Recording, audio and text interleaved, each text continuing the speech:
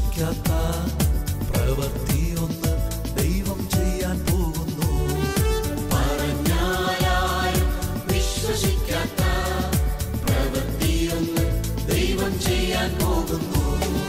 കേട്ടാലും സമ്മതിക്കാത്ത പ്രവൃത്തിയൊന്ന് നാഥൻ ചെയ്യാൻ പോകുന്നു. കേട്ടാലും സമ്മതിക്കാത്ത പ്രവൃത്തിയൊന്ന് നാഥൻ ചെയ്യാൻ പോകുന്നു.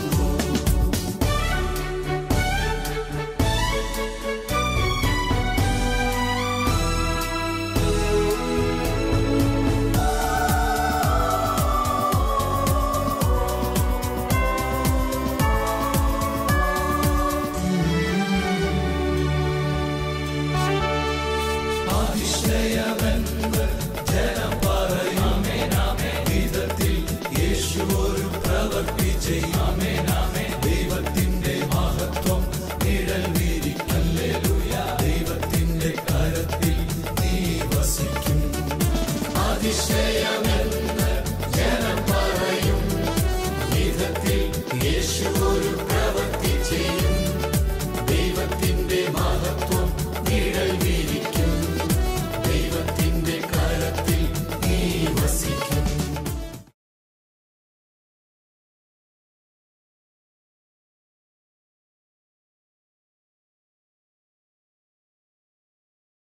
മാംസത്തിനും രക്തത്തിനും മനസ്സിലാക്കാൻ കഴിയാത്ത ഏറെ സ്വർഗീയമായ രഹസ്യങ്ങളുണ്ട്. ശരീരത്തിനും മാംസത്തിനും മനസ്സിലാക്കാൻ കഴിയുന്ന രഹസ്യങ്ങളുണ്ട്, എന്നാൽ അതിന് മനസ്സിലാക്കാൻ കഴിയാത്ത രഹസ്യങ്ങളുമുണ്ട്. വിശുദ്ധ കുർബാന മാംസത്തിനും രക്തത്തിനും മനസ്സിലാക്കാൻ പറ്റുന്ന രഹസ്യമല്ല. യേശുവിൻ്റെ സ്വർഗാരോഹണം മാംസത്തിനും രക്തത്തിനും മനസ്സിലാക്കാൻ പറ്റുന്ന രഹസ്യമല്ല. ശരീരങ്ങളുടെ ഉയർപ്പ് മാംസത്തിനും രക്തത്തിനും എളുപ്പം മനസ്സിലാക്കാൻ പറ്റുന്ന കാര്യമല്ല. ഇതുപോലെ തന്നെ മാംസത്തിനും രക്തത്തിനും മനസ്സിലാക്കാൻ പറ്റാത്ത പ്രധാനപ്പെട്ട ഒരു രഹസ്യമാണ് നമ്മൾ ധ്യാനിക്കുന്നത്, യേശുവിൻ്റെ രണ്ടാമത്തെ ആഗമനം. ഈ വിഷയത്തെക്കുറിച്ച് പ്രത്യേകിച്ചും അപ്പസ്തോലിക പാരമ്പര്യമുള്ള സഭകളിൽ ഇത് ധ്യാനത്തിനും പ്രാർത്ഥനയ്ക്കും വിഷയമായിട്ട് എടുക്കുന്നത്, ബോധപൂർവം എടുക്കുന്നത് വളരെ കുറവാണ്. നിരന്തരമായ ലിറ്റർജി ക്രമങ്ങളിലും ആരാധനാ ക്രമങ്ങളിലും പ്രാർത്ഥനകളിലുമൊക്കെ നിരന്തരം യേശു മരിച്ചുവെന്നും യേശു ഉത്ഥാനം ചെയ്തുവെന്നും യേശു രണ്ടാമതും വരുമെന്നും അവൻ്റെ ആഗമനത്തെയാണ് ഞങ്ങൾ കാത്തു പാർത്തിരിക്കുന്നത് എന്നും ആവർത്തിച്ച് പറയുന്നുണ്ട്, ഗീതങ്ങൾ ആലപിക്കുന്നുണ്ട്. പക്ഷേ ബോധപൂർവം നമ്മൾ ഇതിനെക്കുറിച്ച് അധികം ധ്യാനിക്കാറില്ല. ഇതിന് പല കാരണങ്ങളുണ്ട്. ഒരു കാരണം, ക്രിസ്തുവിൻ്റെ രണ്ടാമത്തെ ആഗമനത്തിൻ്റെ ദിവസവും ലോകാവസാനത്തിൻ്റെ ദിവസവും ആളുകൾ നിരന്തരം ഡിക്ലെയർ ചെയ്യുന്നു എന്നുള്ളതാണ് ഇത് അധികമായി പ്രസംഗിക്കാതെ പോകുന്നതിൻ്റെ ഒരു കാരണം. ഞാൻ ഇന്നലെ ഒരു പ്രധാനപ്പെട്ട പത്രമാസികയിൽ വന്ന ന്യൂസ് വായിച്ചു. ഇപ്പോൾ പുതുതായി ലോകാവസാനവും യേശുവിൻ്റെ രണ്ടാമത്തെ ആഗമനവും ഡിക്ലെയർ ചെയ്തിരിക്കുന്നത് 2022 ആണ്ടിലാണ്.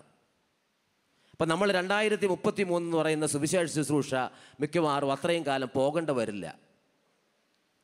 2000 ആണ്ടിൽ യേശുവിൻ്റെ രണ്ടാമത്തെ ആഗമനവും ലോകാവസാനവും പ്രഖ്യാപിച്ചു. 2005 പ്രഖ്യാപിച്ചു. അവസാനം 16 ഡിസംബറിലും പ്രഖ്യാപിച്ചു. ഇങ്ങനെ ലോകാവസാനത്തെക്കുറിച്ചും യേശുവിൻ്റെ രണ്ടാമത്തെ ആഗമനത്തെക്കുറിച്ചുമുള്ള ഒരുപാട് തെറ്റിദ്ധാരണകളും ഒരുപാട് തെറ്റായ പഠനങ്ങളും സുലഭമാകുന്നതുകൊണ്ട് രണ്ടാമത്തെ യേശുവിൻ്റെ ആഗമനം എന്ന് പറയുന്ന വിഷയം അപ്പസ്തോലിക സഭകളിൽ ഏറെ വിഷയമായി എടുക്കാതെ പോകുന്നു. രണ്ടാമത്തെ കാരണം, ഇതിനെക്കുറിച്ചുള്ള ധാരണ, ഇതിനെക്കുറിച്ചുള്ള വ്യക്തതയ്ക്ക് ഒരുപാട് കുറവുള്ളത് കൊണ്ടും ഈ വിഷയം മാറ്റിവെക്കാറുണ്ട്. ഈ അടുത്ത നാളിൽ നടന്ന ഒരു ദൈവശാസ്ത്ര സമ്മേളനത്തിൽ ഞങ്ങളുടെ ഭക്ഷണമേശയുടെ സംസാരത്തിനിടയിൽ ഞാൻ ചോദിച്ചു, എന്തുകൊണ്ടാണ് ഈ വിഷയങ്ങൾ, പ്രത്യേകിച്ചും കരുണയുടെ വർഷം പിന്നിട്ടിട്ട് നമ്മൾ കാരുണ്യ പ്രവർത്തികളെക്കുറിച്ച് പറയുന്നുണ്ടെങ്കിലും ദണ്ഡവിമോചനത്തെക്കുറിച്ച് അധികമൊന്നും സംസാരിക്കാതെ പോകുന്നതിൻ്റെ കാരണം എന്താണ്? അതിൻ്റെ മോശപ്പെട്ട സൈഡുകൾ മാത്രമല്ലേ നമ്മൾ പ്രസംഗിക്കാറുള്ളൂ, ചിന്തിക്കാറുള്ളൂ. എന്തുകൊണ്ടാണ് അത് പറ്റുന്നത്? അല്ലെങ്കിൽ യേശുക്രിസ്തുവിൻ്റെ രണ്ടാമത്തെ ആഗമനത്തെക്കുറിച്ചും സ്വർഗത്തെക്കുറിച്ചും നരകത്തെക്കുറിച്ചും നമ്മൾ എന്തുകൊണ്ടാണ് സംസാരിക്കാതെ പോകുന്നത്? പണ്ട് കാലത്ത് വൈദികരും ദൈവശുശ്രൂഷകരൊക്കെ ഒരുപാട് വ്യക്തമായി സംസാരിച്ചു കൊണ്ടിരുന്ന വിഷയമായിരുന്നു ഇത്. ഒരു പ്രസിദ്ധനായൊരു ദൈവശാസ്ത്രജ്ഞൻ പറഞ്ഞത് ഇങ്ങനെയാണ്: നാളെ എന്ത് സംഭവിക്കും എന്നതിനെക്കുറിച്ച് നമുക്ക് വലിയ വ്യക്തതയില്ല, പക്ഷേ ബാങ്കിൻ്റെ ഇന്നത്തെ റേറ്റ് എത്രയാണെന്ന് ചോദിച്ചാൽ വ്യക്തമായ ധാരണയുണ്ട്. 7% ബാങ്കിൻ്റെ വാർഷികമായി നമുക്ക് കിട്ടുന്ന പലിശ എന്ന് ചോദിച്ചാൽ അത് കൃത്യമായ ഉത്തരവുണ്ട്. അങ്ങനെ കൃത്യമായി ഉത്തരവുള്ള കാര്യങ്ങൾ നമുക്ക് എളുപ്പത്തിൽ കൈകാര്യം ചെയ്യാൻ പറ്റും. അല്ലെങ്കിൽ ലോകത്തിലെ സാമൂഹികമായ പ്രശ്നങ്ങൾ നമുക്ക് എളുപ്പത്തിൽ കൈകാര്യം ചെയ്യാൻ പറ്റും, അതിനെക്കുറിച്ച് സംസാരിക്കാൻ പറ്റും. ഈ വിഷയം നമുക്ക് സംസാരിക്കാൻ ബുദ്ധിമുട്ടാണ്. മാത്രമല്ല, ഇതിലൊക്കെ വിശ്വസിക്കുന്നതിൽ തന്നെ വലിയ കാര്യമില്ല എന്ന് കൂട്ടത്തിലുള്ളവരും പറഞ്ഞു. സഹോദരങ്ങളെ, നമ്മുടെ അടിസ്ഥാനപരമായ വിശ്വാസത്തെ മാറ്റിവെക്കുന്നു എന്ന് പറയുന്നതാണ് ഈ കാലയളവിൽ ഒരു അപരാധം. വിശ്വാസ പ്രമാണത്തിൻ്റെ ആദ്യ ഭാഗങ്ങൾ അധികമായിട്ടൊന്നും വിശ്വസിക്കാനില്ല. യേശു ജനിച്ചു എന്നുള്ളത് ചരിത്രകാരന്മാർ പറയുന്നു, യേശു ജീവിച്ചു എന്നുള്ളത് തദ്ദേശീയവാസികൾ പറയുന്നു, പീഡിപ്പിക്കപ്പെട്ടു എന്ന് പന്തിയോസ് പീലാത്തോസ് പറയുന്നു. അന്നറിയപ്പെടുന്ന ജോസഫൂസ് പോലുള്ള വലിയ ചരിത്രകാരന്മാരെല്ലാം യേശുവിൻ്റെ ചരിത്രകാലത്ത് നടന്നിരിക്കുന്ന സംഭവങ്ങളെല്ലാം രേഖപ്പെടുത്തുന്നുണ്ട്. അതിൽ മാംസത്തിനും രക്തത്തിനും മനസ്സിലാക്കാൻ കഴിയാത്ത അധികം കാര്യങ്ങളൊന്നുമില്ല. പക്ഷേ മനസ്സിലാക്കാൻ കഴിയാതെ പോകുന്ന ഒരുപാട് രഹസ്യങ്ങൾ ആദ്യത്തേതിൽ കുറേയൊക്കെ ഉണ്ട് എന്ന് പറയുന്നത് പോലെ തന്നെ അവസാനത്തേതിൽ അധികമായി കുടികൊള്ളുന്നുണ്ട്. അത് യേശുവിൻ്റെ രണ്ടാമത്തെ ആഗമനവുമായി ബന്ധപ്പെടുന്നവരാണ്. വെളിപാടിൻ്റെ പുസ്തകം 22-ാമത്തെ അധ്യായം 12-ാമത്തെ തിരുവചനം. യേശു പറഞ്ഞു, ഇതാ ഞാൻ വേഗം വരുന്നു, എൻ്റെ സമ്മാനവും കൊണ്ടാണ് ഞാൻ വരുന്നത്. നിങ്ങളുടെ ഓരോരുത്തരുടെയും പ്രവർത്തികൾക്ക് അനുസൃതമായ സമ്മാനവും കൊണ്ടാണ് ഞാൻ വരുന്നത്. ഞാൻ ആൽഫായും ഒമേഗയുമാണ്, ഞാൻ ആദിയും അന്തവുമാണ്. അന്ത്യവുമല്ല, ഞാൻ ആദിയും അന്തവുമാണ്. Beginning, end without end. അവസാനമില്ലാത്ത അവസാനവുമായി ഞാൻ നിങ്ങളുടെ അടുത്തേക്ക് വരുന്നു. ഇതാ ഞാൻ വേഗം വരുന്നു, നിങ്ങളുടെ പ്രവർത്തികൾക്ക് അനുസൃതമായ സമ്മാനവും കൊണ്ടാണ് ഞാൻ വരുന്നത്. ഞാൻ ആൽഫായും ഒമേഗയുമാണ്. സഹോദരങ്ങളെ, ഈ വചനത്തെ മനസ്സിൽ കണ്ടുകൊണ്ട് ധ്യാനിച്ചുകൊണ്ട് മനുഷ്യർ എന്ന് യേശു വരും എന്ന് കണക്ക് കൂട്ടാൻ തുടങ്ങി. നമുക്കറിയാം, പ്രവാസിയായ ഒരാൾ, മലയാള മണ്ണിൽ നിന്നും പുറത്തു പോയ ഒരാൾ നാട്ടിൽ തിരിച്ചു വരുന്ന നേരത്ത് ചോദിക്കുന്ന 3 പ്രധാനപ്പെട്ട ചോദ്യങ്ങളുണ്ട്. ഒന്നാമത്തെ ചോദ്യം, നീ എന്ന് വന്നു? ഞാൻ ഒക്ടോബർ മാസം 26-ാം തീയതി വന്നു. നീ എന്ന് പോകും? ഞാൻ ഫെബ്രുവരി മാസം 9-ാം തീയതി പോകും. നീ എന്ന് നീ വരും? ഞാൻ ജൂൺ മാസം 24-ാം തീയതി വരും. ഈ 3 ചോദ്യങ്ങളാണ് സാമാന്യമായി മനുഷ്യർ ചോദിക്കുന്നത്. ഇതേ ചോദ്യമാണ് അന്ത്യവിധിയും യേശുവിൻ്റെ രണ്ടാമത്തെ ആഗമനവുമായി മനുഷ്യർ കണക്ക് കൂട്ടുന്നത്, ചോദിക്കുന്നതും. മനുഷ്യൻ്റെ സാമാന്യ ലോജിക്കിനും സാമാന്യ ബുദ്ധിക്കും നിരക്കുന്നത് ഈ 3 ചോദ്യങ്ങളാണ്. അതിൽ പ്രശ്നവുമില്ല. എന്ന് വരും? യേശു വന്നു. എന്ന് യേശു മരിച്ചു? ഡേറ്റ് ഉണ്ട്. എന്ന് യേശു എടുക്കപ്പെട്ടു? ദിവസമുണ്ട്. എന്ന് അവൻ വരും? ഈ 3-ാമത്തെ ചോദ്യം നമ്മെ ഏറെ ചിന്തിപ്പിക്കുകയും കറക്കുകയും ചെയ്യുന്ന ചോദ്യമാണ്. ഈ ചോദ്യം ശിഷ്യഗണവും യേശുവിനോട് ചോദിച്ചു. മർക്കോസിൻ്റെ സുവിശേഷം 13-ാമത്തെ അധ്യായം 32-ാമത്തെ തിരുവചനം. ശിഷ്യന്മാർ ചോദിച്ചു, കർത്താവേ, നീ എന്ന് വരും? നീ പോയിട്ട് ആകാശം മടക്കുകളുടെ അപ്പുറത്ത് പോയിട്ട് നീ വീണ്ടും വരുമെന്ന് പറയുന്നുണ്ട്. നീ എന്ന് വരും?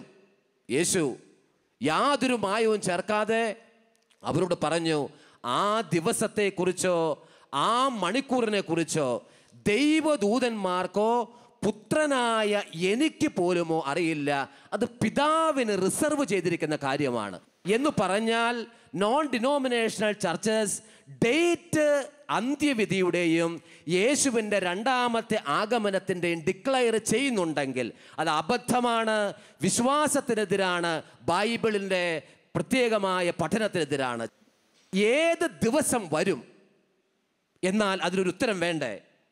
കത്തോലിക്ക സഭയുടെ മതബോധനത്തിൽ ഈ വചനത്തെ ഉദ്ധരിച്ചുകൊണ്ട് 668 മുതൽ 682 വരെയുള്ള ഖണ്ഡികകളിൽ ഇതിന് വ്യാഖ്യാനം പറയുന്നുണ്ട്. യേശു എന്നു വരും. അപ്പൊ ആദ്യമേ സഭാപിതാക്കന്മാർ പറയുന്നത് എങ്ങനെയാണ്?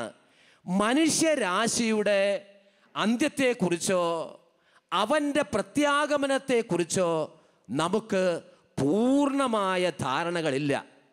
നമുക്കുള്ള ധാരണ ഇതാണ്: അവൻ വീണ്ടും വരും, പുതിയൊരു ആകാശവും പുതിയൊരു ഭൂമിയും അവൻ സൃഷ്ടിക്കും. പക്ഷേ അതിൻ്റെ ഡേറ്റിനെ കുറിച്ച് ഏത് ദിവസമോ ഏത് മണിക്കൂറിലോ സംഭവിക്കുമെന്ന് അറിയില്ല. എന്നിട്ട് പിതാക്കന്മാർ ഇങ്ങനെയാണ് കൂട്ടിച്ചേർത്തത്: യേശു 12-ാം മണിക്കൂറിലാണ് വരുമെന്ന് പറഞ്ഞിരിക്കുന്നതെങ്കിൽ മനുഷ്യരാശി ഇന്ന് ജീവിക്കുന്നത് 11-ാമത്തെ മണിക്കൂറിൽ 59-ാമത്തെ മിനിറ്റിൽ 59-ാമത്തെ സെക്കൻഡിലാണ് എന്ന് പറഞ്ഞാൽ യേശുവിൻ്റെ ആഗമനത്തോടു കൂടി തന്നെ യേശുവിൻ്റെ രണ്ടാമത്തെ വരവിനുള്ള സാധ്യതകൾ തെളിഞ്ഞു കഴിഞ്ഞു. 3 വിധത്തിൽ നമുക്കിതിനെ കാണാം. ഹിസ്റ്ററിയിൽ പിറന്ന യേശു, മിസ്റ്ററിയിൽ അവതരിക്കുന്ന യേശു, മാജസ്റ്റിയിൽ എഴുന്നള്ളി വരുന്ന യേശു. ഹിസ്റ്ററിയിൽ കടന്നു വന്ന യേശു, മിസ്റ്ററിയിൽ അവതരിച്ച യേശു, ഇതാ മാജസ്റ്റിയിൽ എഴുന്നള്ളി വരുന്ന യേശു. എന്താണത്? ഹിസ്റ്ററിയിൽ കടന്നു വന്ന യേശു എന്ന് പറയുന്നത് ബേത്ലഹേമിലെ കാലിത്തൊഴുത്തിൽ ഉണ്ണിയായി പിറന്ന യേശു. മിസ്റ്ററിയിൽ നിരന്തരം അവതരിക്കുന്നു എന്ന് പറയുന്ന യേശു നിരന്തരം ഊട്ടുമേശയിൽ അൾത്താരമേശയിൽ കടന്നു വരുന്ന യേശു. മൂന്നാമതായി ഇതിൻ്റെ രണ്ടിൻ്റെയും പൂർത്തീകരണം എന്ന വണ്ണം മാജസ്റ്റിയിൽ വരുന്ന യേശു, രണ്ടാമത് അവൻ മഹത്വപൂർണനായി എഴുന്നള്ളി വരുന്ന കടന്നുവരവ്. ഞാൻ ആദ്യം പറഞ്ഞ വിഷയത്തിലേക്ക് വരുന്നു. അവൻ എന്നു വരും? എന്നു വരുമെന്ന് ചോദിച്ചാൽ 12-ാമത്തെ മണിക്കൂറിൽ വരുമെങ്കിൽ 11-ാമത്തെ മണിക്കൂറിൻ്റെ 59-ാമത്തെ മിനിറ്റിൻ്റെ 59-ാമത്തെ സെക്കൻഡിൽ നമ്മളിരിക്കുന്നു. ഇത് സെയിൻറ്റ് പോളിനെ പോലുള്ള ആളുകൾക്ക് വ്യക്തമായ ധാരണയുണ്ടായിരുന്നതുകൊണ്ട് പൗലോസ് അപ്പോസ്തലൻ പറഞ്ഞു, അവൻ നമ്മുടെ തൊട്ടടുത്തെത്തിയിരിക്കുന്നു. അപ്പം അവനെ എങ്ങനെയാണ് അവൻ്റെ ആഗമനം ത്വരിതപ്പെടുത്തുന്നത്? സഭാപിതാക്കന്മാർ പറയുകയാണ്, അവൻ്റെ ആഗമനത്തെ ത്വരിതപ്പെടുത്താനുള്ള വഴി ലോകത്തിൻ്റെ അതിർത്തികൾ വരെ, രാജ്യത്തിൻ്റെ അതിർത്തികൾ വരെ യേശുവിൻ്റെ സുവിശേഷം ഏറ്റവും നേരത്തെ എത്തിക്കുക. ഈ പറയുന്നതിൽ തെറ്റുപറ്റാൻ പാടില്ല. 670-ാമത്തെ ഖണ്ഡികയിൽ പറയുന്നത് എങ്ങനെയാണ്? നാം അവസാന മണിക്കൂറിൽ എത്തിക്കഴിഞ്ഞു.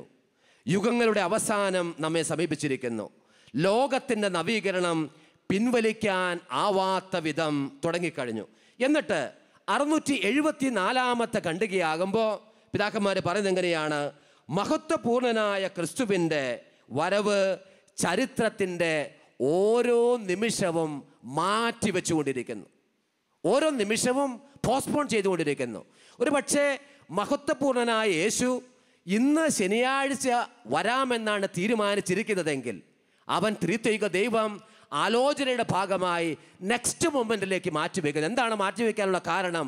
അത്ര കൂടി രാജ്യത്തിൻ്റെ സുവിശേഷം പ്രസംഗിക്കപ്പെടണം, അത്ര കൂടി രാജ്യത്തിലേക്ക് ദൈവജനം ഒന്നു ചേരണം, അത്ര കൂടി മഹത്വപൂർണനായ ക്രിസ്തുവിനെ കേൾക്കാനും അവൻ്റെ രാജ്യത്തെ കാത്തു പാർക്കാനും ദൈവജനം ഒരുമിച്ച് കൂടണം. ഈ മഹത്വപൂർണനായ യേശുവിനെ സ്വീകരിക്കാൻ ഒരുങ്ങണം. ഞാൻ പറഞ്ഞു, പൗലോസ് അപ്പോസ്തലൻ്റെ കാലത്ത്, പ്രത്യേകിച്ച് സഭയുടെ ആദിമ നൂറ്റാണ്ടുകളിൽ യേശുവിൻ്റെ രണ്ടാമത്തെ ആഗമനം ത്വരിതപ്പെടുത്താൻ വേണ്ടി എല്ലാവരും അക്ഷീണം പരിശ്രമിക്കും. അതുകൊണ്ട് തന്നെ അവർക്കൊരു മരണം പ്രശ്നമല്ലായിരുന്നു. 2 പത്രോസിൻ്റെ ലേഖനം 3-ാമത്തെ അധ്യായം 12-ാമത്തെ തിരുവചനം, ഇതാ മനുഷ്യപുത്രൻ്റെ ആഗമനത്തെ നമുക്ക് ത്വരിതപ്പെടുത്താമെന്നാണ് വചനം പറയുന്നത്. 2 പത്രോസ് 3:12. മനുഷ്യപുത്രൻ്റെ ആഗമനത്തെ നമുക്ക് ത്വരിതപ്പെടുത്താം, നമുക്ക് സ്പീഡിലാക്കാം, കുറേ കൂടി നേരത്തെയാക്കാം. ഇതിനെക്കുറിച്ച് ആദ്യത്തെ മാർപ്പാപ്പയായ പത്രോസ് ഈ പ്രബോധനം കൊടുക്കുന്ന നേരത്ത് പൗലോസും അവിടെയുണ്ട്. ഈ പൗലോസും ആദിമകാലത്തിലെ ശിഷ്യഗണവുമെല്ലാം പത്രോസിന് ശേഷം വന്നവരെല്ലാം ഇത് കേൾക്കുന്നുണ്ട്, ഇതറിയുന്നുണ്ട്. അപ്പോൾ അവരെ സംബന്ധിച്ചിടത്തോളം അവർക്ക് പൂർണ്ണമായൊരു ബോധ്യമാണ്, യേശു പെട്ടെന്ന് വരും. അതുകൊണ്ട് തന്നെ യേശുവിനെ കൊടുക്കാൻ 4 അതിർത്തിയിലേക്കും സാധിക്കുന്നിടത്തോളം ഓടണം. യേശുവിനെ കൊടുക്കാൻ പോകുന്ന നേരത്ത് ഉണ്ടാകുന്ന പ്രതിസന്ധികളൊന്നും പ്രശ്നങ്ങളായി കൺസിഡർ ചെയ്യേണ്ട കാര്യമില്ല. കാരണം അവൻ്റെ ആഗമനത്തെ ഞങ്ങൾക്ക് ത്വരിതപ്പെടുത്താം. സഹോദരങ്ങൾ, ഇതുകൊണ്ടാണ് സഭയിൽ ആദ്യമായി ഏറ്റവും അധികം പീഡനം നടക്കുന്നത് നീറോ ചക്രവർത്തിയുടെ കാലത്താണ്. നീറോ ചക്രവർത്തിയുടെ കാലത്ത് ഒരുപാട് ക്രിസ്ത്യാനികൾ പീഡിപ്പിക്കപ്പെടുന്നു. റോമിൽ വെച്ച് പീഡിപ്പിക്കപ്പെടുന്നു. ഏതാണ്ട് അന്ന് ജീവിച്ചിരുന്ന വിശ്വാസികളിൽ 70% പേരുടെയും ഭവനങ്ങളും കുടുംബത്തിൽ ഒരാളെയെങ്കിലും അവർ കൊന്നുകളഞ്ഞു. ഇങ്ങനെ ഇരിക്കെയാണ് AD 313 യേശു മരിച്ച് 313 വർഷം കഴിഞ്ഞപ്പോൾ ഇതാ കോൺസ്റ്റന്റൈൻ ചക്രവർത്തി മാനസാന്തരപ്പെടുന്നു. കോൺസ്റ്റന്റൈൻ ചക്രവർത്തി മാനസാന്തരപ്പെട്ട് ക്രിസ്തീയ വിശ്വാസം കുറേ കൂടി കാര്യമായി പ്രസംഗിക്കാനുള്ള സ്വാതന്ത്ര്യം സഭയ്ക്ക് കിട്ടുന്നു. അപ്പോൾ സഭകൾ തമ്മിൽ അന്ന് ചിന്ന ഭിന്നമായിട്ടില്ല. എല്ലാവരും ഒരുമിച്ച് കർത്താവിന് വിവിധങ്ങളായ സ്ഥലങ്ങളിൽ ശുശ്രൂഷ ചെയ്തുകൊണ്ടിരിക്കുകയാണ്. ഇങ്ങനെ വിവിധങ്ങളായ ശുശ്രൂഷകളുമായിട്ട് മുന്നോട്ട് പോകുന്ന സമയത്താണ് പറയുന്നത്, നമുക്ക് യേശുവിൻ്റെ 2ാമത്തെ ആഗമനത്തെക്കുറിച്ചും അവൻ മനുഷ്യപുത്രനാണ്, ദൈവപുത്രനാണ് എന്ന് ഒരേ സമയം സമ്മതിക്കുന്നതിനെക്കുറിച്ചും നമുക്കൊരു മീറ്റിംഗ് കൂടണം, നമുക്കൊരു സമ്മേളനം കൂടണം. കാരണം ഓരോരുത്തരും ഇന്നത്തെ കാലത്തെ പോലെ തന്നെ ഓരോരുത്തരും ഇഷ്ടപ്പെട്ട വിധത്തിലാണ് വ്യാഖ്യാനം നടത്തുന്നത്. ചിലർ അന്നും തീരുമാനിച്ചു യേശു ക്രിസ്തു ഇപ്പോൾ വരുമെന്ന്. ജെറുസലേമിലാണെങ്കിൽ അതിനൊരു പ്രത്യേകമായ ഡോറ് പോലും അവർ ഉണ്ടാക്കി. കാരണം ആ ഡോറിൻ്റെ അകത്ത് അതിനെ തള്ളിക്കൊണ്ടായിരിക്കും യേശു 2ാമത് വരുന്നത് എന്ന് പറഞ്ഞുകൊണ്ട്. അപ്പം ഇങ്ങനെ ഒരുപാട് ചിന്തകളും പഠനങ്ങളും തെറ്റായ പഠനങ്ങളും നടന്നതുകൊണ്ട് കോൺസ്റ്റന്റൈൻ ചക്രവർത്തിയുടെ മാനസാന്തര ശേഷം പിതാക്കന്മാരെല്ലാവരും കൂടി ചേർന്നു അത് തീരുമാനിച്ചു, നമുക്കൊരു സമ്മേളനം ഒരുമിച്ച് കൂട്ടണം. ഈ സമ്മേളനം നിക്കാ സൂനകദോസ് എന്നാണ് അറിയപ്പെടുന്നത്. ആ സമ്മേളനത്തിലാണ് വിശ്വാസ പ്രമാണമായി ഈ കാലയളവിൽ നമ്മൾ വായിക്കുന്നത് അല്ലെങ്കിൽ ചൊല്ലുന്ന പ്രാർത്ഥനകൾ രൂപം കൊണ്ടത്. സഹോദരങ്ങളെ, ഞാൻ ഈ അടുത്തയിടെ ഈ നിക്കാ സൂനകദോസിൽ പങ്കുപറ്റിയ പിതാക്കന്മാരുടെ ചെയ്തികളെക്കുറിച്ച്, അവരുടെ ജീവിതശൈലിയെക്കുറിച്ച് ഏതാനും കാര്യങ്ങൾ ഞാൻ വായിക്കാനായിട്ട് ഇടവന്നു. ഒരു കാര്യം പിടികിട്ടിയത് എങ്ങനെയാണ്? നിക്കാ സൂനകദോസിൽ AD 325 യേശു മരിച്ച് 300 വർഷം കഷ്ടിയാകുന്നേ ഉള്ളൂ. ഈ AD 300 അല്ലെങ്കിൽ 325 നടന്ന ഈ സൂനകദോസിൽ അറ്റൻഡ് ചെയ്യാൻ വന്ന പിതാക്കന്മാർക്ക് പലർക്കും കൈകളുണ്ടായില്ല, പലർക്കും കാലുകളുണ്ടായില്ല. പലരുടെയും ശരീരത്തിൽ ഒരു ഭാഗം വന്യമൃഗങ്ങൾ കടിച്ചു കൊണ്ടുപോയിട്ടുണ്ടായിരുന്നു. ഒരുപാട് പീഡിപ്പിക്കപ്പെട്ട ബോഡിയുമായിട്ടാണ് നിക്കാ സൂനകദോസിൽ പല പിതാക്കന്മാരും വന്നത്. കാരണം എന്താണെന്ന് അറിയാവോ? യേശുവിൻ്റെ 2ാമത്തെ ആഗമനത്തെക്കുറിച്ചും സ്വർഗത്തെക്കുറിച്ചും നിത്യതയെക്കുറിച്ചുമുള്ള ധാരണ ആദിമകാലത്തിലെ പിതാമഹന്മാർക്കും വിശ്വാസികൾക്കും ധാരാളമായി ഉണ്ടായിരുന്നത് കൊണ്ട് ആ കാലയളവിൽ പീഡിപ്പിച്ച നീറോ ചക്രവർത്തി തുടങ്ങിയുള്ള ഒരുപാട് നീറോമാരെ അവരുടെ പ്രതികളായി അവരുടെ ഇരകളായി മാറുന്ന സമയത്തും ഇവർക്ക് വിശ്വാസത്തിന് വേണ്ടി നിലകൊള്ളാൻ പറ്റി. അതുകൊണ്ട് അവരിൽ പലരുടെയും കൈ നഷ്ടപ്പെട്ടു, കാല് നഷ്ടപ്പെട്ടു. വിവാഹം കഴിച്ച് ജീവിക്കുന്നവരുടെ ആണെങ്കിൽ ആ ജീവിത പങ്കാളികൾ നഷ്ടപ്പെട്ടു. എന്നിട്ടും അവർ വിശ്വാസത്തിന് വേണ്ടി നിലകൊണ്ടു. യേശുവിൻ്റെ 2ാമത്തെ ആഗമനം, അവൻ്റെ ആഗമനത്തിൻ്റെ പ്രത്യേകത ഇത് തിരിച്ചറിഞ്ഞാൽ യേശുവിൻ്റെ ആഗമനത്തെ ത്വരിതപ്പെടുത്താനും അവന് വേണ്ടി അധ്വാനിക്കാനും നമുക്ക് കഴിയും. സഹോദരങ്ങളെ, ഈ യേശുവിൻ്റെ ആഗമനത്തിൽ സംഭവിക്കുന്ന 2 പ്രധാനപ്പെട്ട കാര്യങ്ങൾ ഞാൻ പറഞ്ഞു. ഒന്നാമതായി, നമ്മൾ പലപ്പോഴും എന്ന് യേശു വരുമെന്ന് പറഞ്ഞ് ഡേറ്റ് ഡിക്ലെയർ ചെയ്യുന്നത് തെറ്റായ പഠനമാണ്. അത് ഒരാളുടെ പ്രൊഫസിയായിട്ട് ഡിക്ലെയർ ചെയ്താൽ പോലും, ഒരാൾ ഇന്ന ദിവസം കർത്താവ് വരുമെന്ന് പ്രഖ്യാപിച്ചുവെന്ന് പറഞ്ഞാൽ പോലും ആത്യന്തികമായി സഭ അത് അംഗീകരിക്കാത്തിടത്തോളം, സഭ അത് വിളിച്ചു പറയാത്തിടത്തോളം ഒരു വിധത്തിലും നമുക്കത് അംഗീകരിക്കാൻ കഴിയില്ല. കാരണം അത് ബൈബിൾ പറയുന്നുണ്ട്, അത് പുത്രന് പോലും അറിയില്ല, പിതാവിന് വേണ്ടി റിസർവ് ചെയ്തിരിക്കുന്നതാണ്. അപ്പോൾ യേശുവിൻ്റെ ആഗമനത്തിൽ സംഭവിക്കുന്ന കാര്യങ്ങൾ എന്തൊക്കെയാണ്? ഒന്നാമത്തെ കാര്യം, യേശു തൻ്റെ ആഗമനത്തിൽ ചെയ്യുന്നത്, അവൻ വരുന്നത് നമ്മെ സമ്മാനം നൽകി ആദരിക്കാനാണ്. സമ്മാനം നൽകി ആദരിക്കാനാണ്. അപ്പം ഇത് ഭയപ്പെടുത്തേണ്ട ദിവസമല്ല. നിങ്ങൾ കാണുന്നുണ്ടായിരിക്കും, ചുറ്റുപാടത്ത് നടക്കുന്ന സമയത്ത് വെളിപാടിനെ കുറിച്ചുള്ള വ്യാഖ്യാനം ഇന്ന സ്ഥലത്ത് നടക്കുന്നുണ്ട്, അല്ലെങ്കിൽ ലോകാവസാനം എന്നാണെന്ന് ഇവിടെ വ്യാഖ്യാനിക്കുന്നു. സഹോദരങ്ങളെ ഓർക്കണം, അങ്ങനെ ഒരു വ്യാഖ്യാനമില്ല, അങ്ങനെ ഒരു പഠനമില്ല. ലോകാവസാനത്തിൻ്റെ ഭീകരതയെക്കുറിച്ച് പറയാനല്ല സത്യത്തിൽ യേശുവിൻ്റെ രണ്ടാമത്തെ ആഗമനത്തെക്കുറിച്ചുള്ള വചനം ബൈബിളിൽ എഴുതപ്പെട്ടിരിക്കുന്നത്. പത്രോസ് അപ്പസ്തോലൻ്റെ രണ്ടാമത്തെ ലേഖനം 3-ാം അധ്യായം 10 മുതൽ 13 വരെയുള്ള തിരുവചനങ്ങൾ ഏറെ ദുരുപയോഗിക്കപ്പെടുന്ന വചനമാണിത്. കർത്താവിൻ്റെ ദിവസം കള്ളനെ പോലെ വരും, അന്ന് ആകാശം വലിയ ശബ്ദത്തോടെ പ്രത്യക്ഷപ്പെടും, ഭൂമിയിൽ ഒട്ടേറെ അടയാളങ്ങൾ ശേഷിക്കും, നിങ്ങൾ കേൾക്കാത്ത പലതും കേൾക്കും. ഈ ഭാഗം സത്യത്തിൽ നിരന്തരം വ്യാഖ്യാനിക്കപ്പെടുന്നത് ലോക അവസാനത്തിൽ സംഭവിക്കാനിരിക്കുന്ന ഭീകരതകളെക്കുറിച്ചാണ്. ഇത് ആദിമ സഭയിലും ഇതിൻ്റെ ഭീകരതകളെക്കുറിച്ച് ചിലർ പ്രസംഗിച്ച് മനുഷ്യരെ ഭയപ്പെടുത്തുമായിരുന്നു. അതുകൊണ്ട് തന്നെ 1452 രണ്ടാം പിയൂസ് മാർപ്പാപ്പ പ്രത്യേകമായൊരു പ്രബോധനമായി തന്നെ ജനങ്ങളെ പഠിപ്പിച്ചു. 2 പത്രോസ് 3:10 അർത്ഥം മനുഷ്യരെ ഭയപ്പെടുത്തുക എന്നുള്ളതല്ല, മറിച്ച് ക്രിസ്തുവിൻ്റെ ആഗമനം ഏറ്റവും അടുത്തിരിക്കുന്നുവെന്നും നിങ്ങളുടെ പ്രവൃത്തിക്കുള്ള ഫലം കിട്ടുമെന്നും പറയാൻ വേണ്ടിയിട്ടാണ്.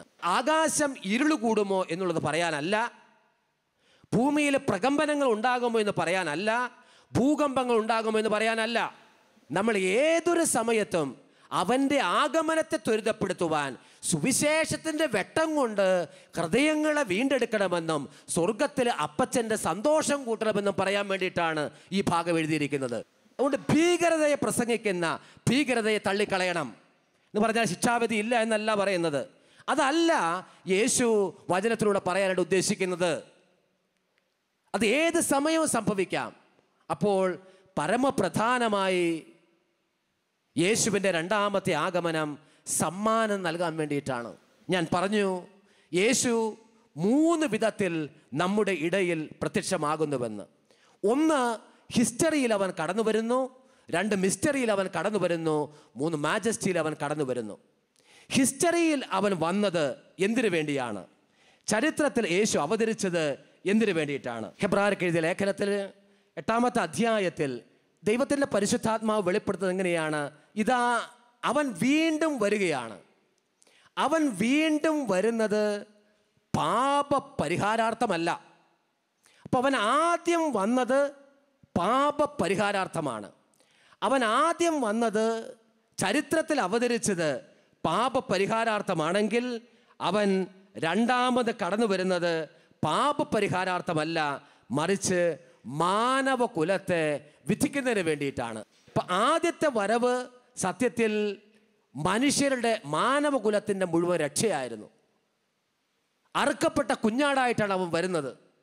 അതുകൊണ്ടാണ് യോഹന്നാൻ 1:29 നമ്മൾ വായിക്കുന്നത്, ഇതാ ലോകത്തിൻ്റെ പാപങ്ങൾ നീക്കുന്ന ദൈവത്തിൻ്റെ കുഞ്ഞാട്, lamb of God who take away the sins of the world.